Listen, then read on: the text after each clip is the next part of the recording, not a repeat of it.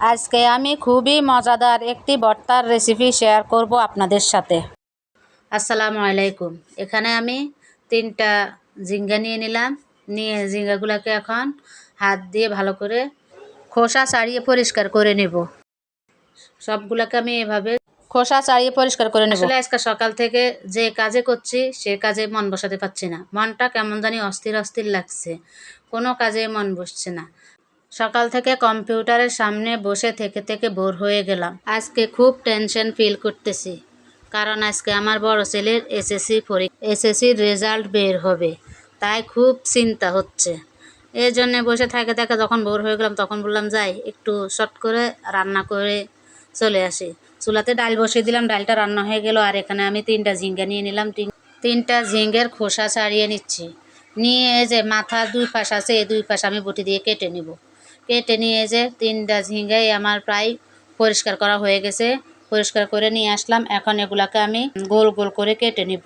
বেশি পাতলা করব না, মোটাও করব না, মিডিয়াম সাইজের কেটে আমি এগুলাকে ধুয়ে পরিষ্কার করে চুলাতে বসিয়ে দিব সিদ্ধ হওয়ার জন্যে। আমি পানি দিয়ে সিদ্ধ করব না, একটু সরিষার তেল দিয়ে এগুলাকে আমি ভাজা ভাজা করে নিব। পানি দিয়ে সিদ্ধ করলে আমার কাছে ভর্তাটা ফানসা ফানসা মনে হয়, তাই আমি এই ঝিঙ্গাগুলোকে তেলে ভেজে নিব। এখন আমি ধুয়ে নিচ্ছি। ধোয়ার শেষে আমি এই যে চুলাতে ফ্রাই প্যান বসিয়ে দিলাম। ফ্রাই প্যানের মধ্যে অল্প একটু সরিষার তেল দিয়ে দিচ্ছি। তেলটা গরম হয়ে গেলে এর মধ্যে আমি কিছুটা শুকনো মরিচ দিয়ে দিব, আর দিয়ে দিব 4 কোষ রসুন, বড় রসুন দিয়ে দিলাম আমি। দিয়ে এগুলোকে এখন ভেজে নিব। এখান দিয়ে আমরা কম্পিউটারের সামনে বসে বসে তো খুব টেনশন করতেছি, আমার ছেলেও টেনশন করতেছে, আমিও টেনশন করতেছি। আমি আমার ছেলেকে সান্ত্বনা দিচ্ছি যে টেনশন করে কি হবে, আল্লাহ ভাগ্যে যতটুকু রেখেছে ততটুকুই হবে।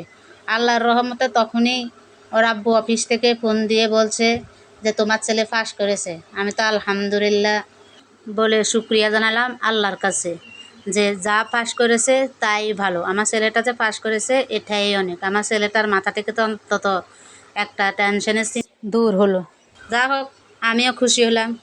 আপনারাও আমার বড় ছেলের জন্য দোয়া করবেন, ও যাতে ভবিষ্যতে সামনের দিকে ভালোভাবে লেখাপড়া করে আরও ভালো রেজাল্ট করতে পারে। কী করব, টেনশন ফ্রি হয়ে গেলাম। তারপর এই যে আমি ঝিঙ্গাগুলোকে এখন তেলে, ওইগুলো রসুন তুলে ঝিঙ্গাগুলোকে তেলে দিয়ে দিলাম। দিয়ে এখন আমি ভালো করে ভেজে নিচ্ছি। আমি এখানে এক ফোঁটা পানিও দেব না, পানি এভাবেই বের হয়ে যাবে ঝিঙ্গা থেকে। কালারফুল হওয়ার জন্য আমি একটু হলুদ দিয়ে দিলাম, যাতে একটু সুন্দর কালার আসে। এখন এগুলাকে আমি একদম নাড়াচাড়া করতে করতে করতে করতে ভাজা ভাজা করে নেব। একদম এই ঝিঙ্গাগুলোর উপরে তেল উঠে আসবে যখন, তখনই আমি নামিয়ে নেব চুলা থেকে। এই দেখুন ফাইনাল লুক। এই হয়ে গেল আমার ঝিঙ্গা ভাজি, মানে ভর্তা করার জন্য ভাজি করা হয়ে গেল।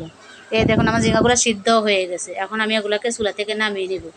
নিয়ে পাটাতে আমি পিষে নিব। অনেকে হাত দিয়েই ভর্তা করে, কিন্তু কি আমার হাজব্যান্ড আবার এসব ভর্তা হাত দিয়ে করলে পছন্দ করে না, ওই আবার শিল ফাটার ভর্তাটা খুব পছন্দ করে। তাই আমি হাত দিয়ে করব না, শিল ফাটাতেই করব। এখানে আমি কিছু শুকনো মরিচ আর রসুনের কোয়াগুলা দিয়ে দিয়েছি ফাটাতে, দিয়ে এখন আর করে পিষে নিব। আমার এই ভিডিওটি যদি আপনাদের কাছে একটু হলেও ভালো লেগে থাকে তাহলে অবশ্যই লাইক কমেন্ট করতে ভুলবেন না। এগুলা পিষা হয়ে গেলে তারপরে আমি এখানে ঝিঙ্গাগুলা দিয়ে পিষে নিব। একে একে সব উপকরণ দিয়ে আমি পিষে ভর্তাটুকু করে নেব।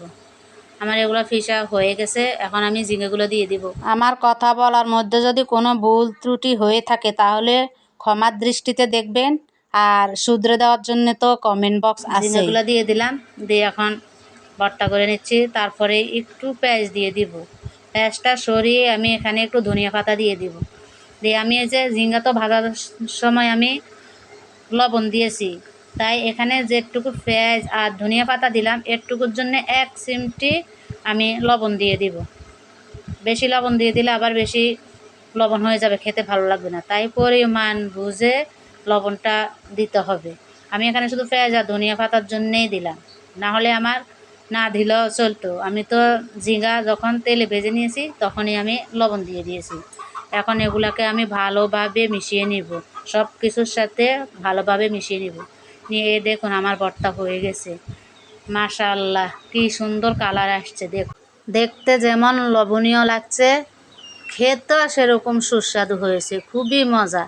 আর আমি তো বিশেষ করে ভর্তা পাগল, তাই আমার কাছে ভর্তা যেমনই হোক ভালোই লাগে। এখন আপনারা দেখে বুঝে নেবেন আমার ভর্তাটা দেখতে কেমন হয়েছে এবং ভর্তাটা আপনাদের কাছে কেমন লাগতেছে।